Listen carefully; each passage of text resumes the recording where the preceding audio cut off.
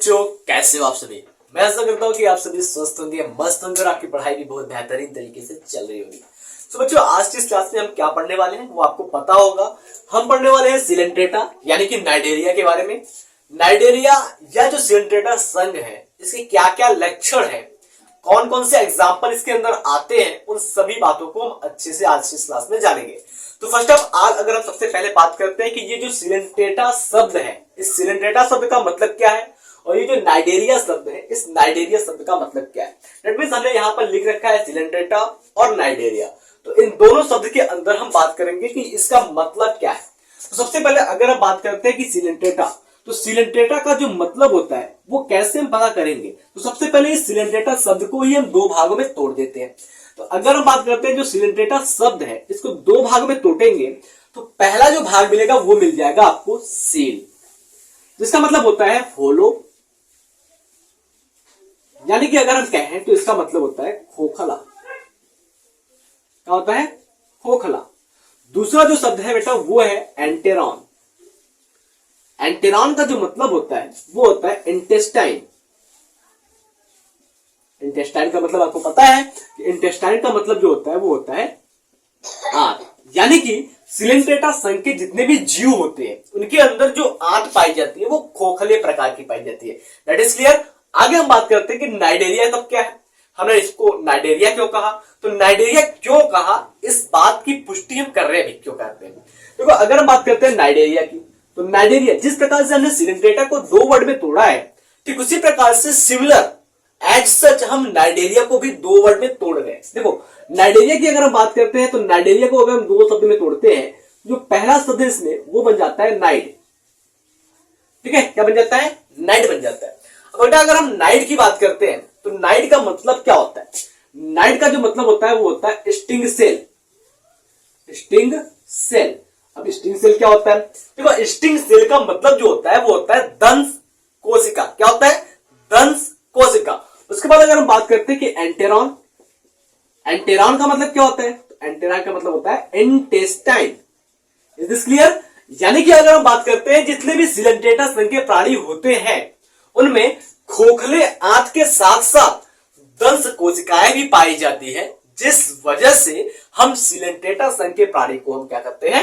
Cnidaria कहते हैं। अब बात ये आई कि सिलेंट्रेटा को नाइडेरिया सबसे पहली बार किस वैज्ञानिक ने कहा था, यानी कि नाइडेरिया शब्द का उपयोग, टर्म नाइडेरिया किसने दिया था।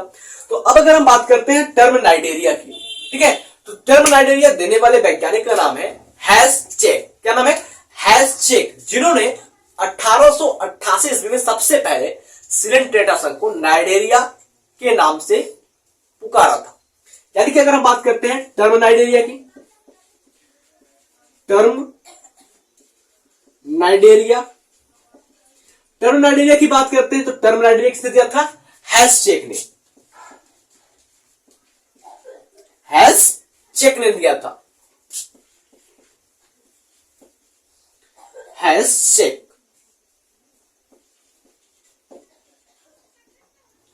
कब दिया था? इन 1888, यानी कि 1888 ईस्वी में हैस-चेक नाम के एक वैज्ञानिक आए जिन्होंने सिलेंट्रेटा के कैरेक्टर के बारे में स्टडी किया और उसमें देखा कि इसमें दंश कोशिकाएं पाई जाती हैं, तो उन्होंने सिलेंट्रेटा को एक नाम दे दिया नाइडेरिया। बात समझ में आए? अब अगर हम बात करते हैं कि इस संघ के अंतर्गत कितनी जातियां आती हैं, कितने स्पीसीज हैं, तो अगर हम बात करते हैं टोटल नंबर ऑफ स्पीसीज की बात करते हैं, टोटल नंबर ऑफ जातियों की बात करते हैं, कितने स्पीसीज आती है, तो अगर हम बात करते हैं स्पीसीज, यानी कि अगर हम बात करते हैं जातियां कितनी आती हैं, जातियों की बात करते हैं, तो इस संघ नाइडेरिया या सिलेंट्रेटा के अंदर कुल 9000 जातियां आती हैं। 9000 species are included in phylum Silentrata. Is this clear? Okay. तो मैं कहूंगा आपको कि आप ये सभी बातें अपने कॉपी पर नोट कर लीजिए या वीडियो को पॉज करके नोट कीजिए या फिर स्क्रीनशॉट ले लीजिए। चलिए आगे की बातों को हम बताते हैं। तो आगे की बातों में हम पढ़ेंगे कि भाई सिलेंट्रेटा जो हम संघ पढ़ रहे हैं इसके जनरल कैरेक्टर कहाँ है, ये कहाँ पाया जाता है, इसका बनावट कैसा होता है, इसमें सिलोम पाया जाता है कि नहीं पाया जाता, इसमें समिति कैसी होती है, उन सभी पॉइंट्स को हम अच्छे से कवर करने वाले हैं। तो फटाक से आप इसको नोट कीजिए, फिर आगे की बातों को हम आपको अच्छे से समझाने की प्रयास करते हैं। देखो मेरा प्रयास जहां तक रहता है कि आपको हर बातें अच्छे से समझ में आ जाए, ठीक है। देखो चलो अगर हम बात करते हैं इसके सामान्य लक्षण की, सामान्य लक्षण जिसको हम कहते हैं इंग्लिश में जनरल कैरेक्टरिस्टिक्स।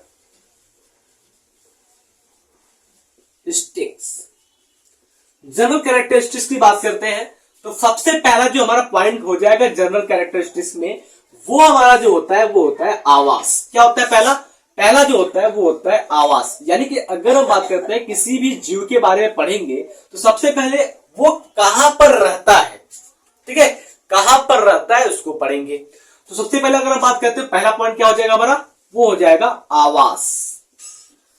अगर हम बात करते हैं इसके हैबिटाट की, हैबिटाट मतलब ये कहां पर रहता है, तो अगर हम बात करते हैं इसके हैबिटाट की तो भाई जो हमारा संघ सिलेंट्रेटा के जंतु होते हैं वो अक्सर क्या होते हैं, सभी क्या होते हैं, जली होते हैं। सभी क्या होते हैं, जली होते हैं। ये सभी जल में पाए जाते हैं। अब देखो अगर हम बेटा बात करते हैं जल की तो दो प्रकार के जल होते हैं, एक होता है समुद्र जली और एक होते हैं स्वच्छ जली। तो यहां पर दो प्रकार के जंतु पाए जाते हैं। पहले अगर हम बात करते हैं तो एक जो आपके हो जाते हैं वो हो जाते हैं समुद्र जली, समुद्र जली या कह सकते हैं समुद्रवासी कह सकते हैं। और दूसरा जो प्रकार है वो आपका है स्वच्छ जली।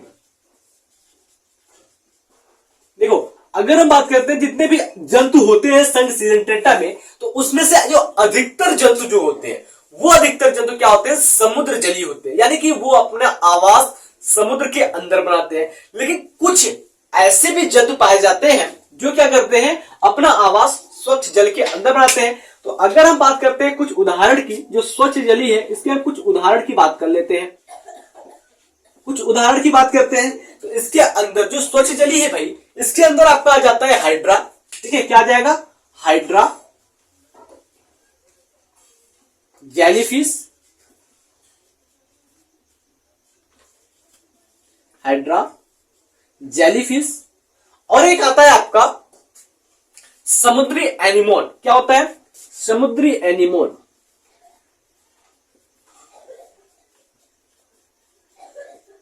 ये जो सिलेंट्रेट है ये कहां पाए जाते हैं भाई, स्वच्छ जल के अंदर पाए जाते हैं। Is this clear. आगे की अगर हम पॉइंट की बात करते हैं तो अगले पॉइंट में, यानी कि हम दूसरे लक्षण के बारे में बताते हैं, तो दूसरे लक्षण के बारे में हम पढ़ेंगे तो जो हमारा दूसरा लक्षण होगा वो दूसरा लक्षण होगा कि इनके शरीर की जो बनावट होती है वो कैसे होती है। अभी जब हम आपको वर्गीकरण का आधार पढ़ा रहे थे तो वहां पर आपको हमने कई प्रकार के शरीर की बनावट के बारे में बताया था।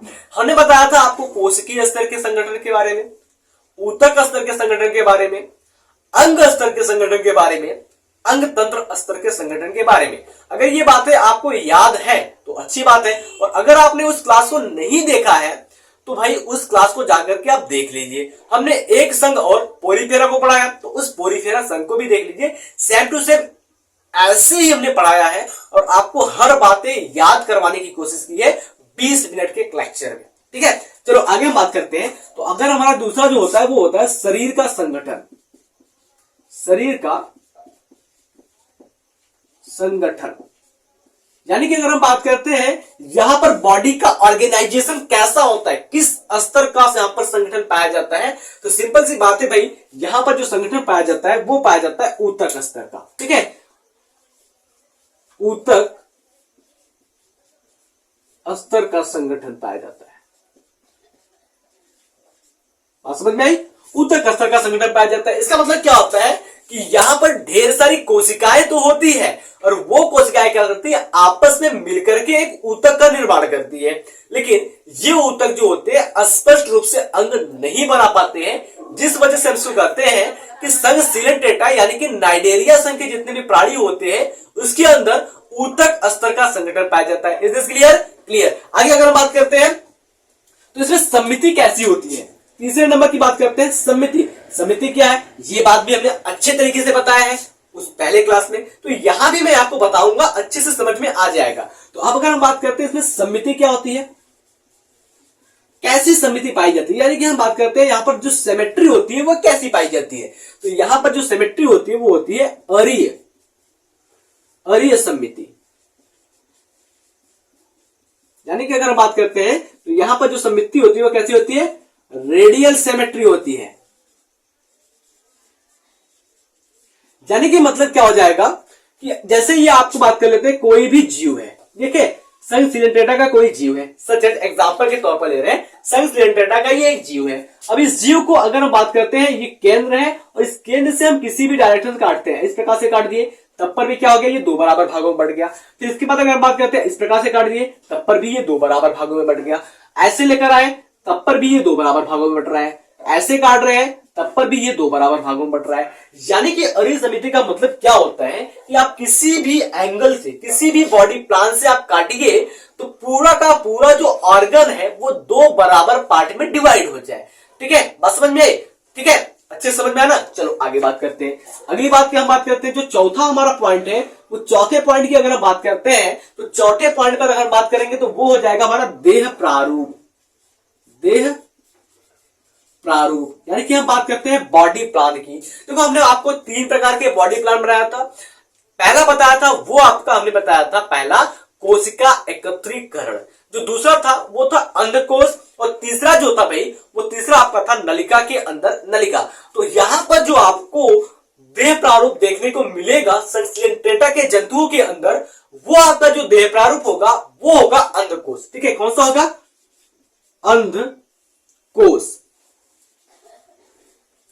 अंडकोश प्रकार का होगा। इसका मतलब क्या हो गया, अंडकोश प्रकार के जो देह प्रारूप होते हैं भाई, इसके अंदर क्या होता है, जीवन की समस्त क्रियाएं जो होती हैं वो एक ही नलिका के द्वारा होती है। क्या होती है, एक ही नलिका के द्वारा होती है। यानी कि ये भोजन भी उसी नलिका के द्वारा लेगा और उसको पानी भी जो चाहिए था वो भी इसी के नलिका के द्वारा लेगा, अन्य पदार्थ जो चाहिए वो भी क्या होगा, एक ही नलिका के द्वारा आ जाएगा। ठीक है, आगे बात करते हैं। तो अगला जो होता है इसमें जो पांचवें नंबर पर हम पॉइंट पढ़ेंगे, जो पांचवें नंबर पर पॉइंट है वो है यहां पर देह गुहा। देह गुहा, तो यहां पर गुहा जो होती है, यानी कि हम बात करते हैं सिलोम की। जो सिलोम है वो किस प्रकार की सिलोम इसके अंदर पाई जाती है उसकी हम बात करते हैं। देखो भाई अगर हम बात करते हैं तो जो सिलेंट्रेटा जीव है वो क्या है, द्विस्तरीय है, यानी कि द्विकोरकी है। अब अगर हम बात करते हैं ये द्विकोरकी होने के नाते क्या होता है, यहां पर सिलोम जो होता है, जो गुहा होता है वो नहीं बन पाता। तो इसलिए अगर हम बात करते हैं तो यहां पर जो गुहा होगा वो क्या होगा, अनुपस्थित होगा। यानी कि क्या होगा, गुहा अनुपस्थित होगा, अर्थात ये क्या होंगे, अगुही होंगे। क्या होंगे, अगुही, एसिलोमेट होंगे। बात समझ में आई। अगर हम बात करते हैं छठे नंबर पर, तो छठे नंबर पर जो हमारा हो जाएगा वो हो जाएगा इसमें जन्म स्तर की संख्या।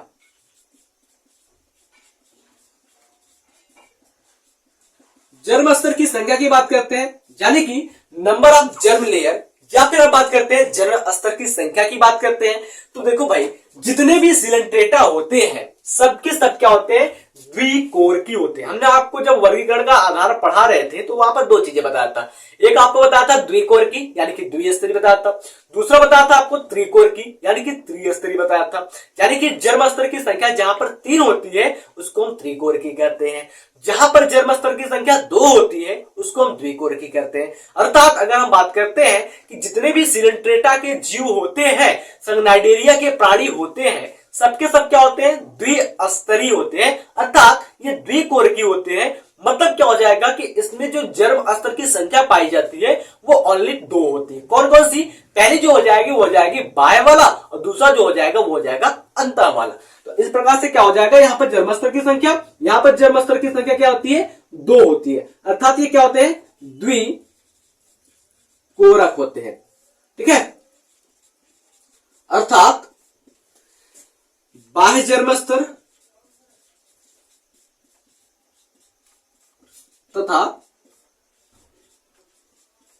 अंतः जन्म स्तर पाया जाता है। अब बात आती भाई, जो आपका मध्य जन्म स्तर है वो कहां गया?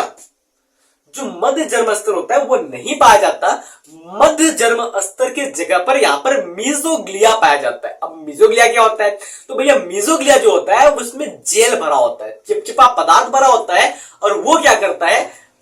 बाह्य जन्म स्तर और अंतः जन्म स्तर को अलग करने का काम करता है। इतनी बातें समझ में आई? चलो आगे की अगर हम बात करते हैं तो आगे जो हमारा 7वां नंबर हो जाएगा, 7वां पॉइंट हो जाएगा, 7वें पॉइंट पे हम पढ़ेंगे यहां पर खंडी भवन। हमने आपको खंडी भवन भी बताया था वर्गीकरण के आधार में। खंडी भवन में हमने आपको दो चीजें बताया था, एक बताया था आपको वास्तविक खंडी भवन के बारे में, दूसरा बताया था आपको कूट खंडी भवन के बारे में। वास्तविक खंडी भवन में आपको एग्जाम्पल बताया था संघ एनिलिडा से लेकर के संघ कार्डेटा तक, ठीक है। उसके बाद हमने बताया था कूट खंडी भवन में संघ पोरीफेरा से लेकर के एनिलिडा के पहले जितने भी संघ आते हैं उनमें क्या होता है? कूट खंडी भवन पाया जाता है। तो इसका मतलब क्या हो गया भाई? इसका मतलब ये हो गया कि यहां पर जो खंडी भवन होगा, खंडी भवन यानी कि बात करते हैं सेगमेंटेशन की, तो यहां पर जो सेगमेंटेशन होता है वो कैसा होता है? तो यहां पर सेगमेंटेशन होता है कूट वाला, यानी कि स्यूडो सेगमेंटेशन होता है। तो कूट खंडी भवन, कूट खंडी भवन पाया जाता है। अर्थात अगर हम कहते हैं कि जो इनका शरीर होता है वो खंडयुक्त नहीं होता है, अर्थात शरीर खंडयुक्त नहीं होता है। शरीर क्या होता है? खंडयुक्त नहीं होता है। इतनी बात अच्छे से समझ में आई? चलिए आगे अगर हम बात करते हैं तो इसमें पृष्ठरज्जु यानी कि नोटोकार्ड पाया जाता है कि नहीं पाया जाता है? ये वर्गीकरण का 7वां और आखिरी आधार है, जिसके आधार पर जीवों को 11 संघों में बांटा गया है, ठीक है। तो अगर हम बात करते हैं जो हमारा 8वां हो जाएगा, 8वां क्या हो जाएगा? 8वां हो जाएगा पृष्ठरज्जु, पृष्ठ रज्जु यानी कि नोटोकार्ड के आधार पे बात करते हैं। देखो भैया, अगर हम बात करते हैं संघ पोरीफेरा से लेकर के संघ हेमिकार्डेटा तक जितने भी जंतु पाए जाते हैं किसी में भी पृष्ठरज्जु नहीं पाया जाता है। ये बात हमने आपको शुरू में ही बता दिया था कि ये सभी क्या होते हैं? अरज्जुकी होते हैं, अर्थात ये अकशेरुकी होते हैं। तो हम सिंपल सा कह सकते हैं कि इसमें पृष्ठरज्जु क्या होता है? अनुपस्थित होता है। क्या होता है? पृष्ठरज्जु अनुपस्थित होता है, अर्थात ये अरज्जुकी होते हैं। तो हम लिखेंगे यहां पर पृष्ठरज्जु अनुपस्थित होता है, अर्थात ये अरज्जुकी होते हैं, अर्थात ये क्या होते हैं? अरज्जुकी होते हैं। इतनी बातें समझ में आई? तो मैं आशा करता हूं कि ये सभी जो बातें आपको अच्छे से समझ में आ गई होगी, जो कॉमन है सभी फाइलम के अंदर आपको ये पढ़ना है। इसके अलावा भी कुछ बातें हैं, मैं वो सभी आपको बताऊंगा, बस आप इसको नोट कर लीजिए पहले। चलिए अब अगर हम बात करते हैं यहां पर देह प्रारूप की बात करते हैं। इनका जो बॉडी का फॉर्म होता है, जो शरीर का आकार होता है वो कैसा होता है, यानी कि जो हमारा 10वां पॉइंट जो हो जाएगा आपका वो हो जाएगा देह प्रारूप। देह प्रारूप की बात करते हैं तो बेटा देखो यहां पर जो देह प्रारूप होता है संघ सिलेंट्रेटा यानी कि नाइडेरिया के अंदर, तो दो प्रकार के देह प्रारूप पाए जाते हैं। फर्स्ट ऑफ ऑल अगर हम पहले प्रारूप की बात करते हैं तो पहला जो होता है वो होता है पॉलिप, और जो दूसरा होता है वो होता है मेड्यूसा। पॉलिप और मेड्यूसा क्या है इसके बारे में बात करते हैं। तो पहला जो प्रारूप होता है वो क्या होता है? वो होता है पॉलिप, और दूसरा जो होता है वो क्या होता है? वो होता है मेड्यूसा। पॉलिप और मेड्यूसा में अंतर क्या है? कैसे हम पहचानेंगे कि पॉलिप कौन है और कौन मेड्यूसा है? अगर हम बात करते हैं देखो जो पॉलिप होता है वो क्या होता है? नलिकाकार होता है। कैसा होता है? नलिकाकार होता है। बस समझ में आई? पॉलिप कैसा होता है? नलिकाकार होता है, ठीक है, या बेलनाकार होता है। कैसा होता है? या बेलनाकार होता है। नलिकाकार होगा या फिर क्या होगा? बेलनाकार होगा। समझ में आया? आगे अगर हम बात करते हैं जो आपका मेड्यूसा होता है, मेड्यूसा कैसा होता है भाई? मेड्यूसा जो होता है जैसे हमने छाता देखा है ना, छाता बरसात वाला, उस छाते के आकार का मेड्यूसा होता है। मतलब मेड्यूसा वाले जो जंतु होते हैं वो उस प्रकार से होते हैं। तो अभी आपको मैं एग्जांपल भी करवाऊंगा। अगर हम बात करते हैं तो मेडुसा कैसा होता है, वो होता है छतरी नुमा, छतरी नुमा कहिए, या फिर आप कहिए प्याली नुमा कहिए, या फिर आप कहिए प्लेट के आकार का होता है, सिंपल से। अब अगर हम बात करते हैं इसके उदाहरण की बात करते हैं बच्चा, तो उदाहरण में अगर हम बात करते हैं पॉलिप में कौन कौन से उदाहरण आ जाते हैं, देखो अगर हम बात करते हैं पॉलिप में उदाहरण की, तो यहां पर आपको मिल जाएगा जेलीफिश, जेलीफिश मिल जाएगा, और क्या मिल जाएगा आपको, सी एलिमोन, सी एलिमोन मिल जाएगा, और क्या मिल जाएगा आपको, यहां पर मिल जाएगा हाइड्रा, ईटीसी। ये सभी क्या होते हैं आपके, ये सभी आपके पॉलिप होते हैं, यानी कि इनके जो बॉडी का आकार होता है वो पॉलिप के जैसा होता है। दूसरी बात अगर हम बात करते हैं मेड्यूसा में क्या क्या आ जाएगा एग्जाम्पल, उदाहरण की बात करते हैं यहां पर, मेड्यूसा में जो आपने ऑरेलिया देखा है ना, ऑरेलिया, तो वो ऑरेलिया जो होता है वो मेड्यूसा में आता है, ठीक है, ऑरेलिया, समझ में आया, ऑरेलिया ईटीसी ये आपके मेड्यूसा में आ जाएंगे। बातें समझ में आई, अच्छी बातें हैं, आपको समझ में आ जाएंगी, अच्छे से समझ में आएगी, ठीक है। आगे की अगर हम बात करते हैं तो अगला पॉइंट क्या हो जाएगा इसमें, अगला पॉइंट हो जाएगा इसमें पाचन तंत्र, क्या हो जाएगा, 11वां अगर हम कैरेक्टर की बात करते हैं, 11वें लक्षण की बात करते हैं, तो 11वां लक्षण क्या हो जाएगा आपका, पाचन तंत्र की बात करते हैं। पाचन तंत्र की बात करते हैं तो उसमें पाचन तंत्र कैसा पाया जाता है, सिंपल सी बात है भैया, इसमें जो पाचन तंत्र होता है वो अंतःकोशिकीय और बाह्यकोशिकीय दोनों प्रकार का होता है। पाचन तंत्र कैसा होता है इसमें, अंतःकोशिकीय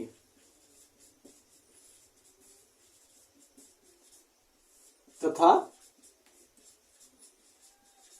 बाह्य कोशिकीय प्रकार का, अंतःकोशिकीय तथा बाह्यकोशिकीय प्रकार का पाचन इसमें पाया जाता है, पाचन तंत्र इसमें पाया जाता है। अब अगर हम बात करते हैं 12वें लक्षण की, तो 12वां लक्षण क्या है भाई, 12वां लक्षण जो यहां पर है वहां पर है श्वसन तथा उत्सर्जन। बात करते हैं श्वसन तथा उत्सर्जन की बात करते हैं, यानी कि अगर हम बात करते हैं इसमें श्वसन की क्रिया कैसे होती है, यानी कि रेस्पिरेशन कैसी होती है, उसके बाद बात करते हैं यहाँ पर उत्सर्जन, यानी कि बात करते हैं एक्सक्रीशन कैसे होते हैं, करके क्या करेंगे हम, रेस्पिरेशन एंड एक्सक्रीशन कैसे होता है। तो यहां पर देखो जो श्वसन और उत्सर्जन होता है दोनों ही शरीर के सतह से विसरण प्रक्रिया के द्वारा होती है। कैसे, अगर हम बात करते हैं तो श्वसन तथा उत्सर्जन, उत्सर्जन दोनों शरीर की सतह से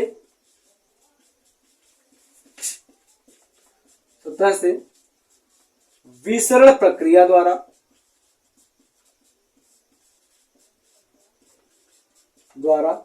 होता है, विसरण प्रक्रिया द्वारा होता है। बातें समझ में आई भाई, जो श्वसन होता है वो कैसे होता है, उत्सर्जन कैसे होता है, तो दोनों होते हैं विसरण प्रक्रिया द्वारा शरीर की सतह से। एक बात आप याद रखा, यहां पर एक बहुत महत्वपूर्ण बातें मैं आपको बताने जा रहा हूं कि इसका जो उत्सर्जन होता है, उत्सर्जन के दौरान कौन से पदार्थ बाहर निकलते हैं, यानी कि अगर हम बात करते हैं उत्सर्जी पदार्थ क्या होता है, उत्सर्जी पदार्थ इसका क्या है, अगर बेटा हम बात करते हैं इसके उत्सर्जी पदार्थ की, तो यहां पर इसका जो उत्सर्जी पदार्थ है वो है अमोनिया। इस बात को याद रखना कि जितने भी नाइडेरिया होते हैं वो अपने उत्सर्जी पदार्थ में क्या निकालते हैं, अमोनिया निकालते हैं। अब इसके बाद अगर हम बात करते हैं इसमें 13वें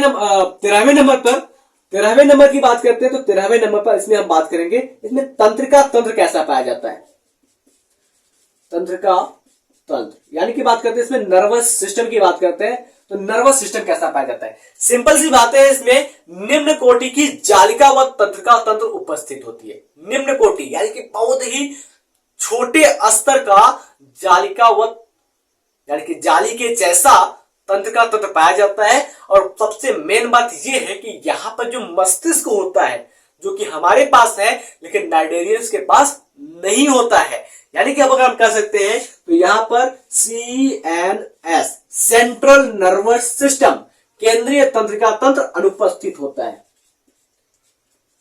केंद्रीय तंत्रिका तंत्र अनुपस्थित होता है। बात समझ में आई? केंद्रीय तंत्रिका तंत्र क्या होता है? अनुपस्थित होता है, केंद्रीय तंत्रिका तंत्र नहीं पाया जाता है। अब अगर हम बात करते हैं 14वें नंबर पर, जो सबसे आखिरी है वो है जनन। अब अगर हम बात करते हैं, देखो जितने भी सिलेंट्रेटा होते हैं, जितने भी नाइडेरियंस होते हैं, वो दो प्रकार के जनन को दर्शाते हैं। पहला जो है वो आपका है लैंगिक जनन, लैंगिक जनन, और दूसरा जो है वो आपका है अलैंगिक जनन, अलैंगिक जनन। तो सपोज दैट अगर हम बात करते हैं लैंगिक जनन और अलैंगिक जनन, इसका अंतर आपको अच्छे से पता होगा। लैंगिक जनन का लक्षण क्या होता है, अलैंगिक जनन का लक्षण क्या होता है। अब यहां पर हम बात करते हैं कि कौन से प्रकार के नाइडेरियंस या सिलेंट्रेटा लैंगिक जनन को दर्शाते हैं और कौन से प्रकार से नाइडेरियंस या सिलेंट्रेटा अलैंगिक जनन को दर्शाते हैं। तो जितने भी आपके मेड्यूसा वाले होते हैं, जितने भी मेड्यूसा होंगे, सबके सब दर्शाएंगे लैंगिक जनन, यानी कि मेड्यूसा में पाया जाता है लैंगिक जनन। मेड्यूसा जितने भी होते हैं क्या पता है, लैंगिक जनन को दर्शाते हैं। उसके बाद अगर हम बात करते हैं पॉलिप की, जितने भी आपके पॉलिप होते हैं, सभी के सभी पॉलिप पे क्या होता है, अलैंगिक जनन पाया जाता है। बातें स्पष्ट है, सब कुछ क्लियर हो गया होगा। अब अगर हम बात करते हैं जो सबसे आखिरी पॉइंट है, जिसकी आपको इंतजार है कि आखिरकार सर जी ने इतना सब कुछ पढ़ाया लेकिन उदाहरण क्यों नहीं बताया, तो भाई उदाहरण मैं आपको बताने जा रहा हूं। उदाहरण क्या है, यानी कि हम बात करते हैं इसका एग्जाम्पल क्या है। एग्जाम्पल की बात करते हैं तो यहां पर आपको मिल जाएगा हाइड्रा। हाइड्रा के बारे में हमने एक विशेष लक्षण बताया कि हाइड्रा जो होता है वो स्वच्छ जलीय होता है। दूसरा यहां पर आपको मिल जाएगा, वो मिल जाएगा फाइसेलिया। क्या मिल जाएगा, फाइसेलिया। तीसरा जो मिल जाएगा आपको वो मिल जाएगा ऑरेलिया। आगे जो आपको मिल जाएगा वो मिल जाएगा जेलीफिश, जेलीफिश। और अभी आपने पढ़ा इसमें समुद्री एनिमोन। क्या पढ़ा आपने, समुद्री एनिमोन, समुद्री एनिमोन। बात समझ में आई? तो मैं आशा करता हूं कि नाइडेरिया या सिलेंट्रेटा आपको अच्छे से समझ में आ गया होगा, एक एक पॉइंट आपके दिमाग में बैठ गया होगा। मिलते हैं आपसे अगले क्लास में, तब तक के लिए जय हिंद, जय भारत।